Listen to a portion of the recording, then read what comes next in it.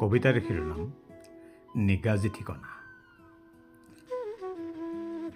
দিনটো ঠিকেই থাকে, এন্ধাৰ হলে ভাবোঁ ক'ত কটাম ৰাতিটো আজি। গৃহহীন আছিলোঁ মই, যাযাবৰী জীৱন। আনকি তুমি অহাৰ দিনাও পৰেনে মনত? চিৰিয়াখানাৰ কাষৰ ভাড়াঘৰটোৰ পৰা গুচি আহিলা তুমি। লগত লৈ আহিছিলা কিতাপ আৰু লেপটপ তোমাৰ। মই ৰৈ আছিলোঁ গণেশগুৰিত, প্ৰাৰ্থনা সূৰ্যত। অপেক্ষাৰত সময়খিনি আছিল মোৰ তুমি মই।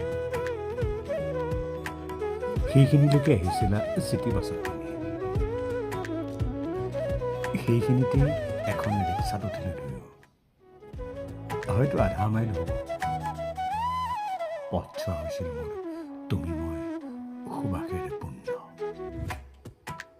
উপস্থিত হ'লোঁ বিপ্লৱী কমিউনিষ্ট পাৰ্টিৰ অফিচত। অফিচটোত আছিল তেতিয়া কমৰেড পদ্মকমল ফুকন, শিৱসাগৰৰ। প্ৰথম তেওঁকেই জনালোঁ তোমাক পলুৱাই অনাৰ কথা। অৱশ্যে মোৰ এই সিদ্ধান্তৰ কথা জনাইছিলোঁ প্ৰিয়তম শিল্পী মোৰ খগেন মহন্তক প্ৰথম। লৈও গৈছিলোঁ গুৱাহাটীৰ অনাতাঁৰ কেন্দ্ৰৰ তেওঁৰ চেম্বাৰলৈ এদিন তোমাক। খুব মৰম কৰিছিল খগেন মহন্তই মোক। সেইবাবে চাগে জনাইছিলোঁ জীৱনৰ এক গুৰুত্বপূৰ্ণ সিদ্ধান্তৰ কথা তেওঁক প্ৰথম।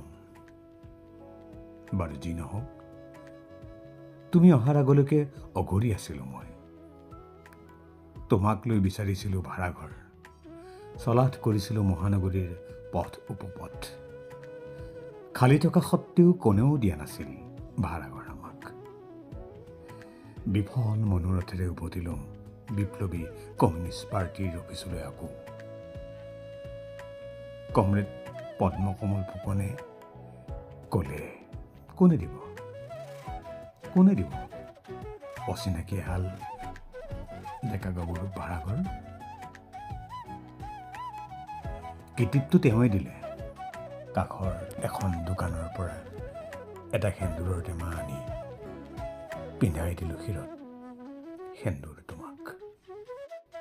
সেয়াই আছিল পত্নীৰূপে বৰণ কৰা এক অপৰূপ মুহূৰ্ত মোৰ তোমাক।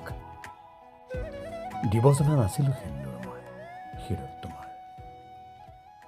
গালে মুখে বিয়পিছিল তোমাৰ সেন্দুৰ। ৰুমালেৰে মচি দিছিলোঁ মই। সুগন্ধি একমাত্ৰ মেৰিজ চাৰ্টিফিকেট হৈ আজিও আছে বাকচত আমাৰ সেই ৰুমাল। বাৰু যি নহওক, ন কইনাক লৈ আকৌ আৰম্ভ হ'ল ভাড়াঘৰ বিচৰা যাত্ৰা মোৰ। সেইবাৰ বৰ সহজে পালোঁ চচলত এটা ভাড়াঘৰ। মচি কাচি বৰ মৰমেৰে আদৰিলোঁ তোমাক সেই ভাড়াঘৰৰ গৰাকীয়ে, ন কইনাক মোৰ। আবেলি হৈছিল তেতিয়া। ভাড়াঘৰটোত তোমাক অকলে এৰি হেঙেৰাবাৰী হাউচিং কলনীত থকা হোমেন বৰগোহাঁইৰ ঘৰত উপস্থিত হ'লোঁ মই। এটকাও নাছিল পকেটত। 1500 টকা ধাৰে লৈছিলোঁ প্ৰিয়তম মোৰ সাহিত্যিকগৰাকীৰ পৰা। লিখি থৈ গৈছে এই কথা তেওঁ পূৰ্বাচলত আমাৰ অসমৰ দেওবৰীয়া পৰিকাত। বেলেগ ধৰণে কিন্তু। মনত পৰেনে তোমাৰ? পৰেনে মনত? সেই টকাৰে এখন খাট আৰু তোমাৰ পঢ়া চকী মেজ এযোৰ কিনি ভাড়াঘৰটোলৈ উভতোতে গধূলি হৈছিল। কি যে আনন্দ মুখৰ আছিল সেই গধূলিটো। ইমান মনোমোহা গধূলি ইয়াৰ আগে কেতিয়াও অহা নাছিল মোৰ জীৱনলৈ। নিশাৰ ভাগলৈ সেইদিনা বৰষুণ আহিছিল, চিপচিপীয়া কোমল বৰষুণ। গৰজিছিল মেঘেও। গৰ্জন নহয়, যেন প্ৰেমৰ গুঞ্জন আছিল সেয়া। পৰেনে মনত খন? মেঘে বিজুলীয়াইছিলোঁ সেইদিনা। ভাড়াঘৰটো দৰজা বেৰৰ ফাঁকেৰে অহা বিজুলীৰ উজ্জ্বল চমকত উজলিছিল তোমাৰ সুকোমল নিষ্পাপ মুখ। ইমান মনোমোহা নিশা ইয়াৰ আগে কেতিয়াও অহা নাছিল জীৱনলৈ মোৰ।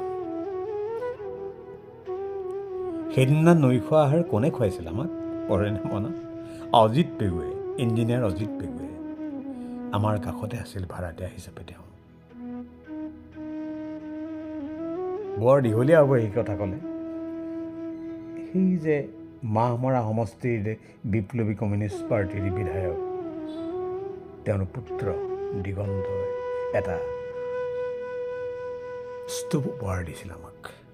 স্তূপটো ফুটা এটা আছিল, পাম দিওঁতে পিৰ পিৰকৈ ওলাই গৈছিল কেৰাচিন। তুমি খিলখিলাই হাঁহিছিলা অকণমানি ছোৱালীজনী হৈ মোৰ কাষত বহি, পৰেনে মনত? তোমাৰ হাঁহি শুনি অজিত পেগু ওলাই আহিছিল আমাৰ চোতাললৈ, ভাড়াঘৰৰ চোতাললৈ। আমাৰ দুৰৱস্থা দেখি তেওঁৱে দিছিল প্ৰস্তাৱ, আজি নিশাটো আমাৰ ঘৰতে খাবা দেই। ইমান আনন্দ পাইছিলোঁ আমি, একে মুখে দুয়োৱে আমি গ্ৰহণ কৰিছিলোঁ তেওঁৰ প্ৰস্তাৱ। সেইদিনা আমি নৈশ আহাৰ পেগুদাৰ পৰা ল'লোঁ। বৰ্তমান তেওঁ মহানগৰীৰ বৰবাৰীৰ স্থায়ী বাসিন্দা। গ্ৰীষ্ম আৰু বৰষাৰ কৰ্কশ দিনবোৰৰ দৰে যাতনাদায়ক আছিল মোৰ জীৱন।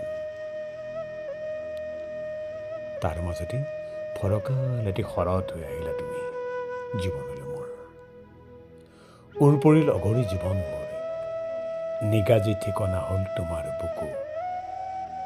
তেতিয়াও আজিও আৰু অদূৰ ভৱিষ্যতলৈ।